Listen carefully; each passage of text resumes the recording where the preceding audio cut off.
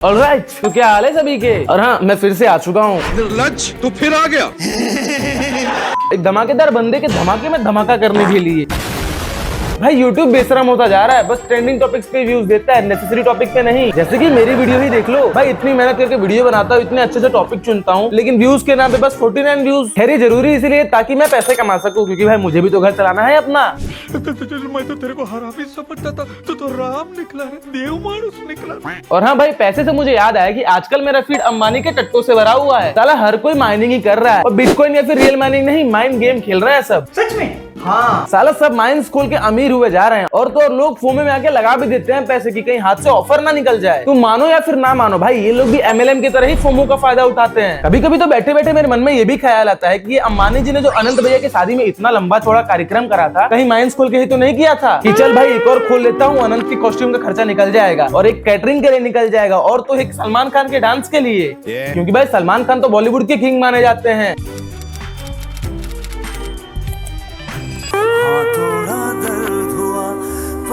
चलता है। मैं आ जाऊं क्या अपनी पर? भाई मुझे माफ कर दो भाई, मेरे मुंह से निकल गई गलती से, आज के बाद कभी किसी को नहीं बोलूंगा। सॉरी, ये सब बस मेरे विचार हैं भाई।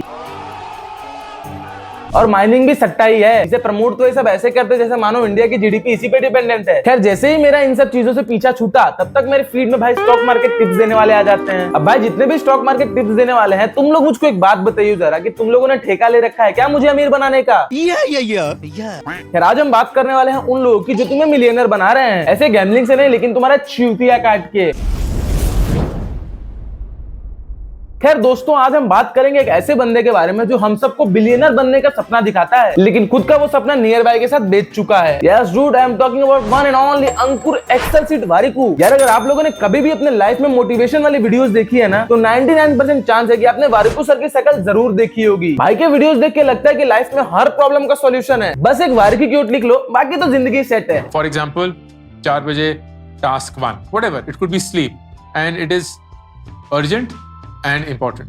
जैसे ही आप करेंगे आपका ये मैट्रिक्स बनता रहेगा। टाइम मैनेज नहीं होता, 4 बजे उठ जाओ, मतलब कि भाई यार रात को 2 बजे तक तो रील्स देखता हूँ मैं, और तू बोलता है कि 4 बजे उठ जाओ, और उठ के लिखो कि तुम 4 बजे सो रहे थे। और तो और तुम लोग को ये पाठ ये लोग पढ़ा रहे होंगे कि आज से 20 साल पहले अगर तुमने उस शेयर में 10,000 रुपए डाल दिए होते तो आज तुम करोड़पति होते। ये क्या बात करता है यार? बातें तो बहुत ही बढ़िया बताते हैं ये लोग, लेकिन क्या है ना कि मैंने पैदा होने में थोड़ी देर कर दी, क्योंकि माँ के पेट में डीमेट अकाउंट तो नहीं खोल सकते ना, क्योंकि भाई KYC में एज कम बताता है। मतलब कि हद है यार, बिना मतलब का फोमो दिए चले जाते हैं ये लोग कि यार काश में उस टाइम पे 10,000 रुपए डाल दिया होता तो आज मेरे को ये YouTube पे वीडियोस ना डालने पड़ते। और अगर भाई ये लोग इतने ही समझदार है तो क्यों नहीं करता था भाई इसमें से किसी ने 2008 में बिटकॉइन या फिर बस ज्ञान ठेलने का ठेका ले रखा है इन लोगों ने। ऑडियंस तो अमीर बनने के चक्कर में कुछ भी देख लेगी। 10,000 रुपए की तनख्वाह में कैसे अपनी इन्वेस्टमेंट जर्नी को आप शुरू करेंगे? 4 ऑप्शन बताऊंगा।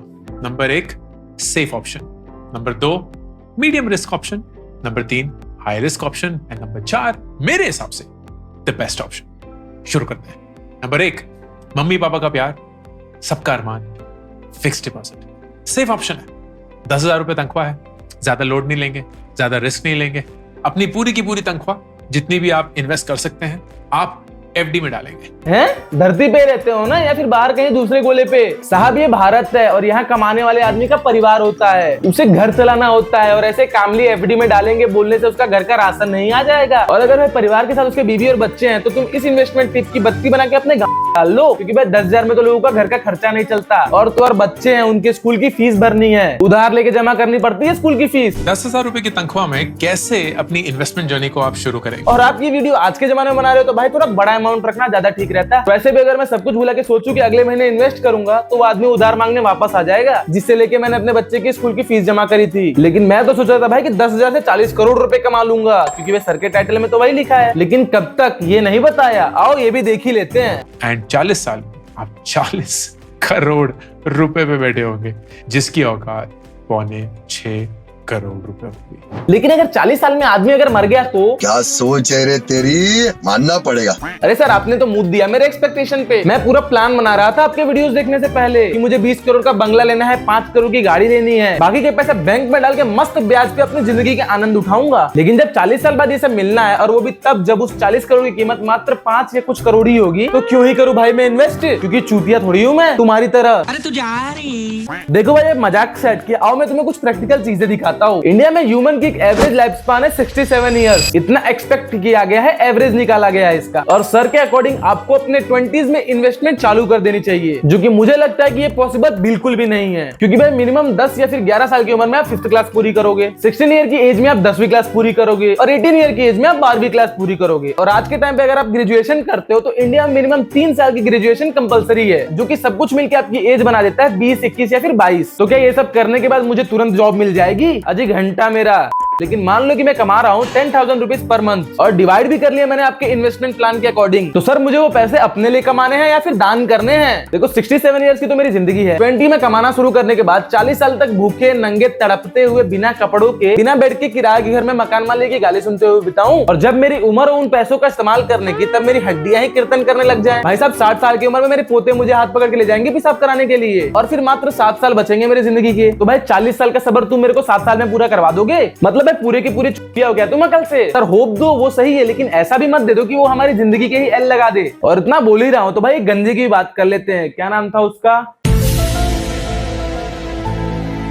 हाँ, अभिषेक कर। क्या बोला तूने? शेखर। ये है अभिषेक कर, जो स्टॉक मार्केट के नाम पे लोगों को सपने बेचते हैं और लोगों को लखपति बनाने का सपना दिखाकर खुद करोड़पति बन गए हैं। खैर ये वही आदमी है जिसे हिस्ट्री के पेपर में बना के लिखने को बोल दो तो साला सच में बना के लिखने लग जाता है। लेकिन बेटा टीचर हर बनाए हुए आंसर पे नंबर नहीं देता, तो फिर क्या बना दिया टीचर्स ने मुर्गा। With this video, I owe an apology to all the people whom I have unintentionally hurt with the recent podcast clip which is going viral over the internet, but that is exactly how it panned out and that's why I'm so sorry. But भैया को चाहिए था कि लोग उसको समझे intellectual, ज्ञानी, चमत्कारी। भाई यार कोर्स बेचने के लिए आदमी क्या क्या नहीं कर रहा है इधर। ये आदमी अपनी स्टोरीज पे यूट्यूब से सीखने वालों को ट्रोल करता है, जिसे खुद हिस्ट्री की नहीं है। एक आपने अगर इंसिडेंट सुना होगा कि एक हाल फिलहाल में कुछ दिन पहले की इंसिडेंट है कि एक लेडी एक फ्लाइट में जा रही हैं, अचानक से वो किसी को देख के बहुत चीख उठती हैं, ठीक है, एंड वो बोलती है कि नहीं मैंने उनके आईज को फ्लटर होते हुए देखा है and this person is not a human being, that's जो रेप्टिलियन वाला चलाते हैं, ये वो है। मैं इसे खुद कुछ नहीं बोलूंगा क्योंकि भाई वो कॉपी हो जाएगा। हमारे सम्राट भाई ने बकायदा इसे रिप्लाई में भेजा है। The reason why I probably haven't come out yet because it's like so cringe. I did not see anything. What? It was an expression of speech. क्यों अभिषेक भाई थुकवा दिया ना हवाबाजी ने? लड़की तो सामने ही बैठी है। अबे तू नंबर ज्यादा मिलने के लिए कुछ भी लिख देगा क्या पेपर में? एक तो साले पॉडकास्टर है आजकल के ना, हुम और अच्छा बोलने के अलावा कुछ आता ही नहीं है।